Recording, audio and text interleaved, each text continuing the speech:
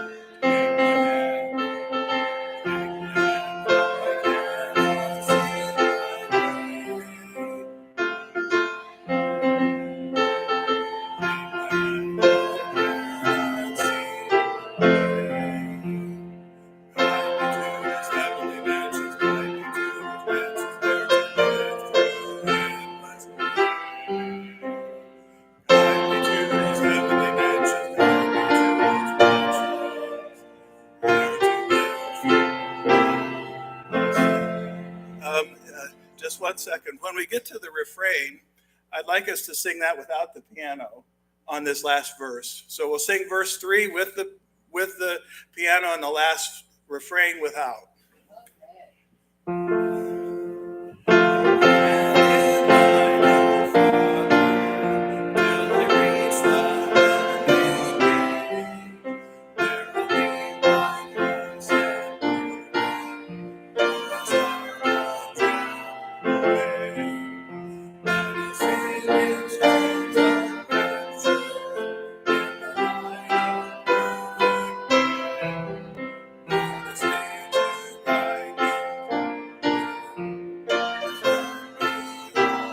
Take my hand, take my hand, for I cannot see my way. Take my hand, for I cannot see my way. Guide me to those heavenly mansions, guide me to those mansions, to live through endless day. Guide me to those heavenly mansions, guide me to those mansions.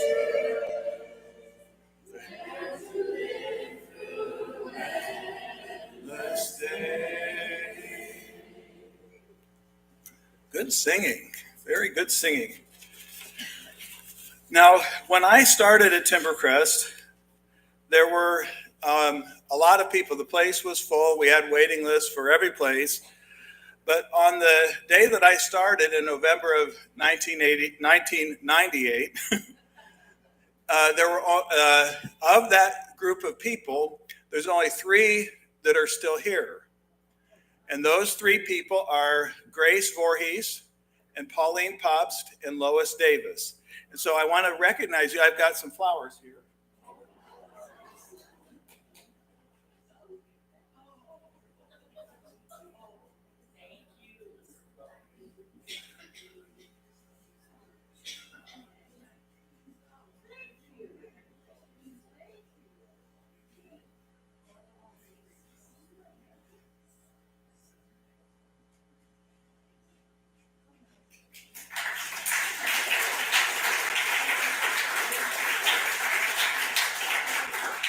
Yes, they also, when I started, 2 of my employees were here, and they're still here. Melissa Shorter has worked here for 40 years, and I thought Melissa was here. Oh, there she is, way in the back. And Janice Bradley has been here, about 35 years. And these flowers on the communion table here are for you 2. Just as a recognition that you outlasted me.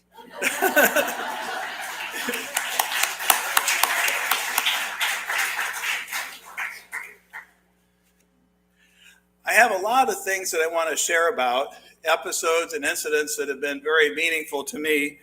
And I want to say that I tried to make kind of an exhaustive list, and we'd be here till tomorrow at 4 if that were the case. So I've really thought about some events or some things that have happened that have been really transformative for me. And the first, well, let's see. I'll just go through my list. The first had to do with Gretchen Du Bois. Some of you might remember Gretchen. I've been, and I've never apologized for being a pacifist, and I've always had those proclivities. And Gretchen was the wife of someone who died in World War II, but I didn't know that. And we were coming along a Veterans Day, and for Veterans Day back in those days, I used to put up the poem in Flanders Fields and say, we appreciate our veterans, and that was about all we did. And Gretchen spoke to me. She said, she's a Lutheran. She said, I understand the peace position. I understand pacifism and all that. But she said, I wish we would do something to recognize veterans. And I said, well, tell me more. She said, well, my first husband was killed in World War II. And she said, even though I married and I had a family and we were successful, she said, every time Veterans Day comes around, I can't help but think of my first husband. That was a transformative moment to me to remember that things like Veterans Day and Memorial Day, especially Memorial Day, are really for those who survived. People like Gretchen, who had her husband, for whatever reason he went to war. And she still, after 70 years, felt the pain of that experience. And that was a thing that really it didn't temper my pacifism, because as Ernie Barr once said, and I wholeheartedly agree with it. I'm an unapologetic pacifist, but I'm a little more tempered with how I express my pacifism, because that does affect people who don't hold the same point of view that I do. And it affected Gretchen very much. That was a transformative moment for me. Another transformative moment, and I don't mean these to be downers, I hope they're not all downers. I'll go to a fun one next. Back when Ann Myers was the director of development, yes, she just looked up, the director of development, and Dave Lorenz was the administrator, and Ted Neidling was the assistant administrator. We weren't too fixed on policy and procedure. We just ran on really a two-word phrase: be nice. And I don't know, Ann, you remember this? This was a gift from Ann to Dave, and it was on the break room wall for a long time. And when we had to shuffle things out of the break room with the pandemic and stuff, this was going to be lost in the traffic. And I thought, no, this is too important. That really, when it comes down to now, we have a 17-page code of conduct, and you all get all this stuff all the time. What it really boils down to is be nice. That's what we're all about. And I don't have any objections, well, I do, to a 17-page code of conduct. But this, if you're not nice, if you're not kind, it doesn't matter how many rules or how many policies we have. And that's one of the things that I think we've tried at Timbercrest, to maintain that idea that it's who you are that matters. You know, anybody can line up to do all kinds of jobs, but being nice or being kind really makes a difference. Dale Kinsey was a Brethren church, not Church of the Brethren, but a Brethren church pastor. And Dale had a wry sense of humor. He had been brought up, I think, in the Old German Baptist and was baptized in the Old German Baptist. And then when he decided that's not what he wanted to be, he went into the Church of the Brethren. And of course, back in those days, he had to be baptized again. And then he married a woman who was in the Brethren church. And so guess what the Brethren church did? You had to be baptized again. And he always thought that was pretty funny. And he counted that as his insurance. And Dale was a joker. He loved to tell cornball, old jokes that it just made you roll your eyes and that sort of thing. And Dale was, he was dying. And the morning of the day that Dale died, I went in to say goodbye and wish him well, and just pay my respects and that sort of thing. And I went in to say my piece with him, and we spoke for a little bit, and then I turned around, I got to the door of the room in healthcare, and I heard him say, "Come here." I said, "Okay." And I was expecting a moment of profundity. I went over to the bed, I leaned over, and he said, "Come here." And I said, "What is it, Dale?" And he said, "I've got a joke for you." But what a way to live! That some of the last breaths that he had were telling a joke, and I thought that was pretty fun.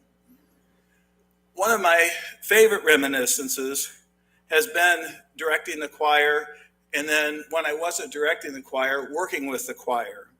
And there were two programs that the choir did that have especially stood out to me, and I wasn't the director at the time. The first one was when we did How the Grinch Stole Christmas. And we had the front of the assembly room all dressed up like a house in Whoville, and we had staff acting like they were residents of Whoville. And Dave Lorenz was supposed to be the Grinch, but he had some things going on at the moment, and he wasn't able to be the Grinch, so I got to be the Grinch. And Ted was Max the dog, with a stick on his head and that sort of thing. And we went through How the Grinch Stole Christmas, and it was wonderful. Annette Clifton was the narrator, and as I said, it was just a lot of fun. But the funny thing about that, one of the funny things about it was that Mary Coe, who was the director of the choir at the time, first of all, she was willing to do it. And that's kind of how Mary was. She's like, let's think outside the box a little bit. But even so, the choir at first started to sing "You're a Mean One, Mr. Grinch," and it sounded operatic, like a choir would, "You're a mean one, Mr. Grinch," rather than, Boris Karloff singing it the way he sang it on the show. But the whole choir got into the thing. By the time we did the show and had the Christmas party and everything else, it was just a lot of fun. Another choir memory that I have, not from time I directed it, but this is when Kenneth Miller directed the choir. And we had a madrigal dinner. And some of you, were anybody here for the madrigal dinner? It was a blast. Different wings and streets made giant banners, and they were huge banners. And when I first introduced the idea to wing representatives and street representatives, they were like, "Are you kidding?" But they were great, and we had the assembly room looking like a king's madrigal hall, and we had a big fireplace up in front, and we had a play of minimal quality. And food service served us madrigal type food that you ate with your fingers. You had a cloth to wipe your hands off. That was it. No forks. Well, you did get a spoon for the soup, but otherwise there was no flatware involved. And Kenneth Miller took 8 voices or 8 people out of the choir and trained them to do some authentic madrigal dinner music or madrigal style music. And it was fantastic. It was something I'll never forget from my time at Timbercrest. That the way that went and how everybody just really participated the whole Christmas and Advent season to make that a wonderful time. Speaking of music, I wanted to mention another reminiscence. It ties into Chanticleer, who was just here last week. I don't know how many of you remember Bruce and Joanne Young. Anybody remember? Bruce was a farmer through and through. I'll just put it that way. And he lived off the land. That's the way they like to live. He and Joanne both lived just wonderfully off the land. And so about 20 years ago, 21 years or so ago, Bruce and Joanne came to me and they said, "We heard this group of people play their instruments down in Wabash, and we need to have them come to Timbercrest." Well, you can't judge a book by its cover, because when Bruce suggested that, I had in my head something like the Darlings from the Andy Griffith Show, or some kind of a group like that. There'd be mandolins and banjos and stuff. And I said, "Okay, I'll check them out." Well, sure enough, they were Chanticleer. And they were amazing then. They were amazing when they were here last week. But that all came from listening to who Bruce was, not all the external trappings, because he had a lot of external trappings. But he was sincere, and he knew what would be uplifting for us here at Timbercrest. And he was absolutely right.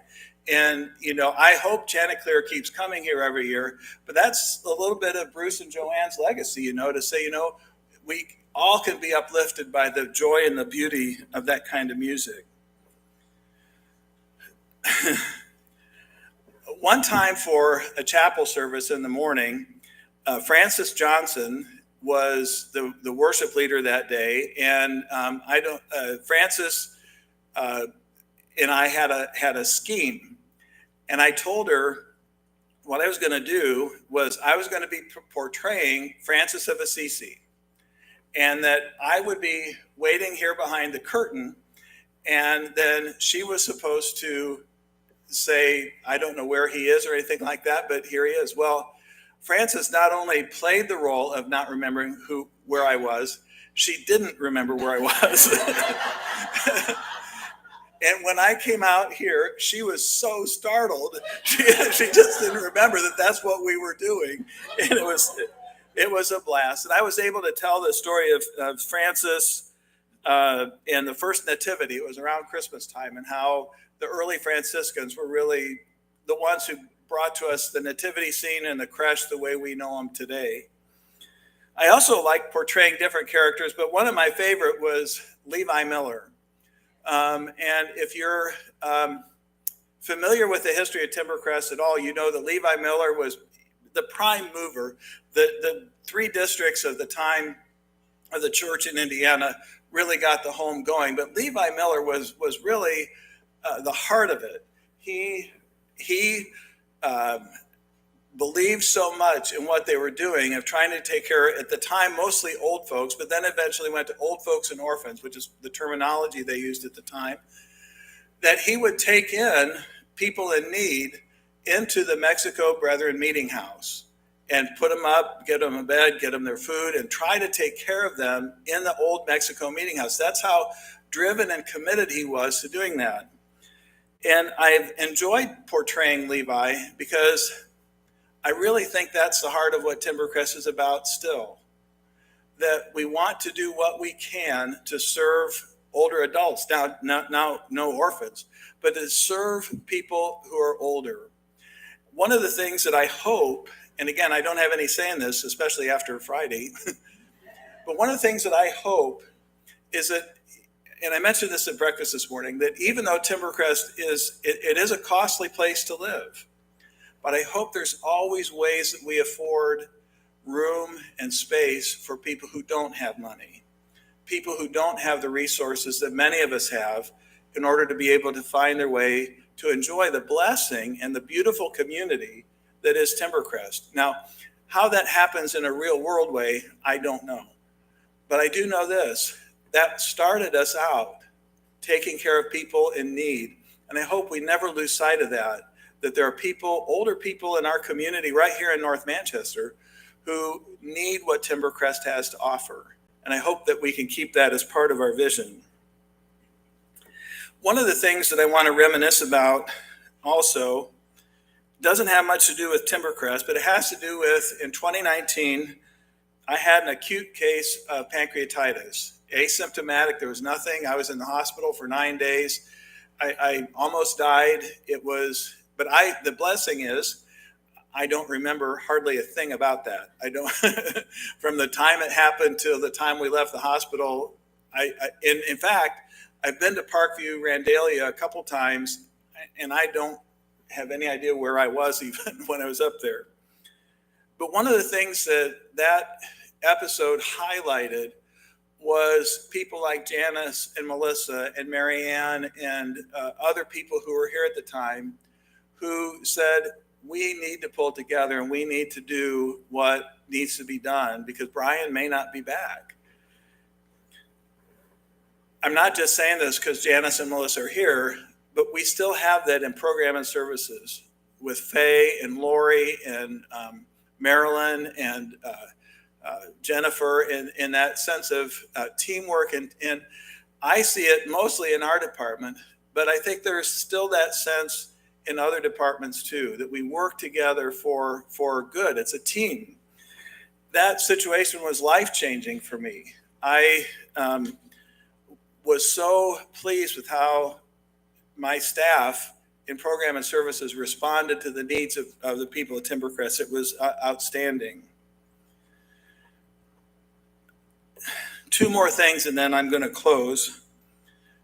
Another thing that has always meant a lot to me, and I still may come back for these, is the communion services.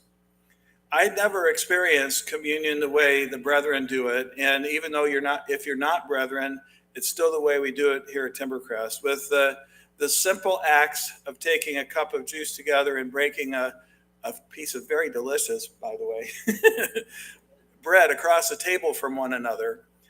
But in the times, I've tried to make it to every time we've had communion. I've tried to do that. And every time I sit across from somebody different, and it's a moment that is indescribable. To be able to remember the Lord and the breaking of the bread and the taking of the cup, but also to remember that hopefully in the person we're breaking that bread with, we're seeing the Lord in them. Hopefully in the presence of everyone gathered together, we're feeling the presence of the Lord in a very special and distinguished way.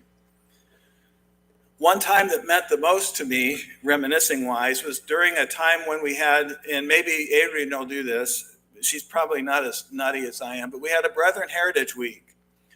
And we did communion with, we did the best we could to create sop.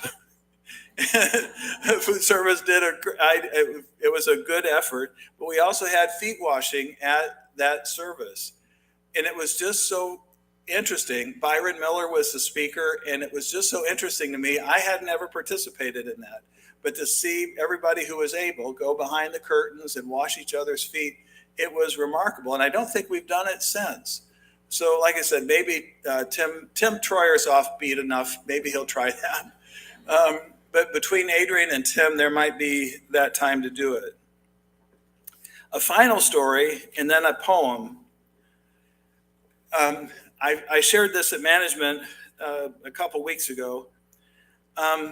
Most of you who've been around for a while know that about 10 or 15 years ago, our son, to say that he got himself in trouble is an understatement. He had been involved with different kinds of drugs and very bad behaviors, and he ended up being in and out of jail 3 or 4 times, and it was just not good at all. And on Christmas Eve, we were in the kitchen with Alex having it out, which happened often. He was on something, we don't know what it was, and there was pushing and shoving, and sure enough, at 11:30, the nurse called. Said, well, we have somebody at Kosciuszko Hospital, and they need to be picked up. And I said, this is not a good time, Tammy. And I hung the phone up because I had to get back to what we were doing. And whatever it was that Alex was on at that time finally wore itself out. And about 20 minutes later, he was down for the count on the sofa. And I told Karen, I said, we need to go to Warsaw and get Lois Shull. It was Lois Shull. And I don't know how many of you knew Lois, but Lois was a wonderful, saintly person. She was just a beautiful person. And so we got in the car, we let Alex go to sleep, and we were tense as could be. Karen was in tears, and we were driving up to Warsaw, and we pulled in, went out, and Lois got in the front seat of the car. And as she got in the front seat of the car, it began snowing. And it was snowing one of those snow globe types of snows. It was snowing beautifully.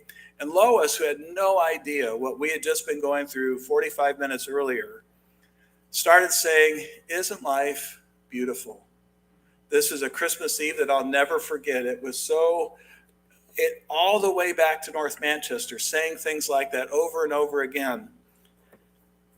And really ministering to Karen and me without knowing it, to say, this is what life is all about. And she just, as I said, we didn't tell her anything that we had just been through at all.